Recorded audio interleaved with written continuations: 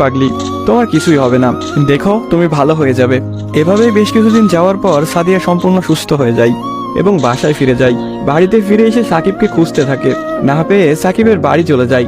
সাকিবের বাড়িতে কেউ নেই। অবশেষে সাকিবের ছোট বোনের দেখা পেল সাদিয়া। কিরে, তোমার ভাই কোথায়? সাকিবের বোন কোনো কথা না বলে হাতের ইশারা করে সাকিবের রুমটা দেখিয়ে বলে উঠল, টেবিলের উপরে আপনার জন্য একটা চিরকুট রাখা আছে।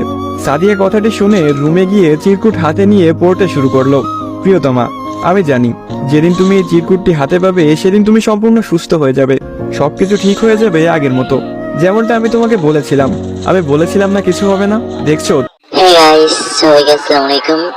আর আপনি যদি আমার চ্যানেলে নতুন হয়ে থাকেন, একটা সাবস্ক্রাইব করে ছোট ভাই চ্যানেলটার পাশে থাকুন। কাছ থেকে শুনলাম যখন বললো একটা হার্ট খুঁজতেছিল, তখন মনে হলো তোমার জন্য এর চাইতে ভালো কোনো উপহার হয় না। আমার হার্টটাই ছিল তোমার জন্য শ্রেষ্ঠ উপহার, যা আমি তোমাকে দিয়ে গেলাম। মন খারাপ করো না, আমি আকাশের ওই উপর থেকে তোমাকে সব সময় দেখবো।